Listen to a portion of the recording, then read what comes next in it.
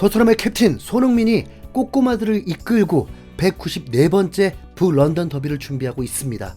엔지 감독은 현재 토트넘 선수단에 대해서 우리 선수들은 아주 어리다.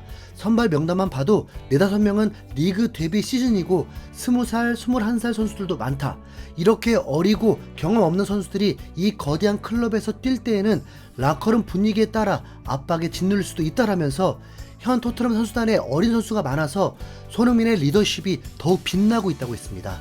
실제 영국의 스카이 스포츠의 보도에 따르면 토트넘 선수단의 평균 나이는 25.07세로 리그 전체에서 세 번째로 어린 팀입니다. 우도기와 사르가 2002년생이고 존슨과 만더벤은 2001년생으로 최근 주목받는 선수들은 모두 20대 초반이고 이들보다 더 어린 2003년생 공격수 벨리스와 2005년생 센터백 필립스까지 있으니까요. 1992년생인 캡틴 손흥민과의 나이 차이가 거의 띠동갑 수준으로 나는 상황이라서 당연히 손흥민의 역할이 매우 중요합니다. 우리가 아는 손흥민의 모습으로 추측할 때 결코 강압적으로 윽박지른 스타일은 아니고 오히려 나이와 상관없이 편하게 대해주면서 부드러운 카리스마를 보여줄 듯합니다. 아무래도 요즘은 대기업에서조차 수식적인 문화보다는 수평적인 문화로 소통을 더 중시하는 시대가 됐다 보니까 손흥민 같은 스타일의 주장이 선임된 게 토트넘에게는 완전 신의 한 수가 된 거죠. 손흥민이 팬 포럼에서 밝힌 바에 따르면 완전 외부인이 보기에도 토트넘의 분위기가 전과는 완전히 달라졌다고 했습니다. 팀의 분위기는 아주 좋다. 오늘 훈련이 끝나고 도핑 검사가 있었는데 검사관이 나에게 와우 분위기가 완전히 달라졌네요 라고 했다 라면서 지난 시즌과는 전혀 달라진 팀 분위기에 먼저 감탄을 했다는 일화를 공개한 겁니다. 도핑 검사관은 모든 구단을 랜덤으로 방문해서 언제나 객관적인 태도를 유지해야만 하는 완전 제3자라고 할 수밖에 없는데요. 이 100% 외부인이 보기에도 최근 토트넘은 아주 긍정적인 분위기를 풍기고 있습니다. 그리고 엔지 감독도 인정했듯이 여기에는 캡틴 손흥민의 공로가 절대적이고요. 이런 판단은 전혀 국뽕적인 시각이 아니고 해외에서도 모두 동의하는 부분입니다.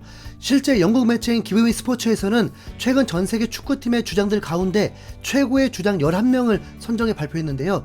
축구의 베스트 11 명단에 비유해 좋은 모습을 보여준 11명의 주장을 뽑아서 가장 가치 있는 주장 11을 선정했습니다. 이 명단에는 PSG의 마르키뉴스와 마이애미의 메시를 포함해서 리버풀의 반다이크, 맨유의 페르난데스, 아스날의 웨데고르 등 세계적인 선수들이 이름을 올렸는데 주장 1년차인 손흥민 역시 당당하게 이 선수들과 어깨를 나란히 하고 있습니다. 특히 현 시점에서 보자면 같이 언급된 리버풀, 맨유, 아스날의 순위보다 토트넘이 더 높다는 점을 주목할 만하죠. 물론 시즌 초반이긴 하지만 그래도 손흥민이 자칫 흔들릴 수 있었던 팀을 잘 묶어주면서 60년 만에 최고 성적을 거두고 있으니까요. 이 매체는 손흥민을 선정한 이유에 대해서 케인이 뮌헨으로 떠나고 요리스가 출전해서 제외된 상황에 엔지 감독은 올여름 손흥민을 주장으로 선임했고 지금까지는 좋은 결정이었다. 토트넘은 첫 5경기에서 4승 1무로 무패 행진 중이고 지난 시즌 첫 6경기에서 무득점에 그쳤던 손흥민은 벌써 3골을 넣으면서 골 감각을 되찾았다라면서 손흥민에게 더 많은 책임감을 부여한 선택이 대성공을 거뒀다고 평가했습니다. 북런던 더비를 앞두고 공개된 훈련 영상에서 손흥민이 어떻게 팀을 이끌고 있는지를 살짝 엿볼 수 있는 장면이 있었는데요. 손흥민이 이 경기의 핵심이라는 걸 아는 듯이 영상 초반에 실내에서 몸을 풀 때부터 손흥민을 집중적으로 잡아줬습니다. 야외 훈련을 위해 장소를 이동할 때에도 손흥민이 가장 먼저 나와서 문을 열어놓고 따라오는 선수들을 확인하는 모습을 보였고 이어진 훈련에서도 전력 질주를 하면서 미친 스피드를 또 한 번 볼 수 있었죠. 손흥민보다 앞서 다이어가 등장했는데 다이어와 비교하면 진짜 2배는 빠른 것 같이 혼자 빨리 감기한 느낌이었습니다. 손흥민이 토트넘의 주장으로서 특별히 어떤 말을 앞세우기보다는 직접 모범을 보이면서 이끌겠다고 했는데 그 말을 제대로 증명해주고 있네요. 그리고 평소와는 상당히 다른 모습도 보였는데 이번 훈련 영상에서는 손흥민이 웃는 장면이 하나도 찍히지 않았다는 점입니다.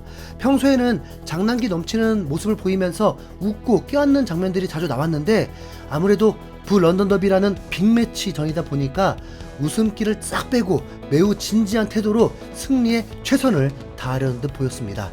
영국 매체인 인디펜던트에서는 팬포럼 당시 손흥민의 발언을 인용하면서 지난 시즌 2번의 북런던 더비에서 모두 졌는데 올 시즌에는 다를 것이라고 예상을 했죠. 안면 골절과 스포츠 탈장으로 고생했던 지난 시즌의 두 경기를 제외하고 보면 2021년 8월부터 2022년 10월까지 손흥민은 아스날과 리그에서 3번 만나서 3경기 모두 득점을 했던 아스날 킬러입니다. 2021-2022 시즌은 손흥민 득점왕 시즌인데 이때는 개막전부터 런던 더비였습니다. 양팀의 경기력은 매우 팽팽해서 점유율도 52대 48로 토트넘이 살짝 앞섰고 유효슈팅은 양팀 모두 2개밖에 안 됐는데요. 손흥민이 후반 79분에 결승골을 터뜨리면서 토트넘이 승리를 거둔 경기였습니다.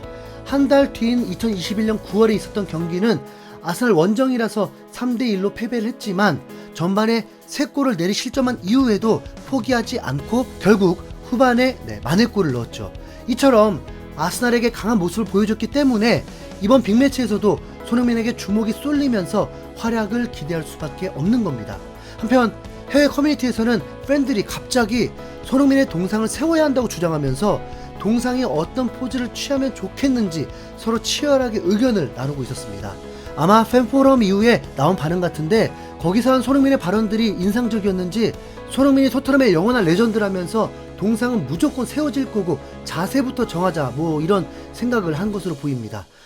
이대로라면 충분히 동상 세워줘도 아무도 뭐라 할 사람은 없을 듯한데 일단 해외 팬들이 생각하는 후보는 첫 번째가 손흥민의 시그니처 세레머니인 찰칵 세레머니 자세입니다.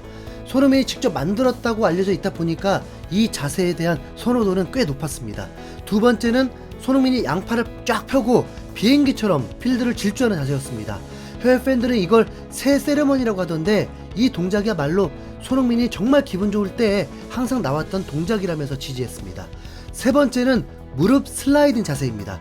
솔직히 이건 좀 흔한 자세이기도 하고 혹시 모를 부상을 방지하기 위해서라도 앞으로는 가급적 안 하면 좋겠다는 자세인데요. 벤탄쿠르와 페리치가 모두 십자인대 파열로 부상 중이라는 걸 돌이켜보면 아무래도 이 자세는 조금 불안한 느낌이 듭니다. 솔직히 손흥민 동상이 세워진다고 해도 지금 당장 결정해서 공사를 하진 않겠지만 해외 팬들은 내일이라도 동상을 세우려는 듯 아주 격렬한 논의를 이어갔습니다. 카메라 세레머니는 손흥민만의 독창적인 세레머니야. 당연히 손흥민 동상도 이 포즈를 취해야지. 푸스카스 상에서 빛나는 벌리전 골을 넣고 지었던 내가 왕이다 표정은 어때? 스파이더맨 세레머니를 좋아하는 사람은 나밖에 없나? 분명히 이 자세에 팬들이 많을 텐데. 손흥민이 날개를 펼치고 뛰다가 눈을 감을 때가 있어. 그때가 축구 선수로서 최고의 기분을 느끼고 있을 때라고.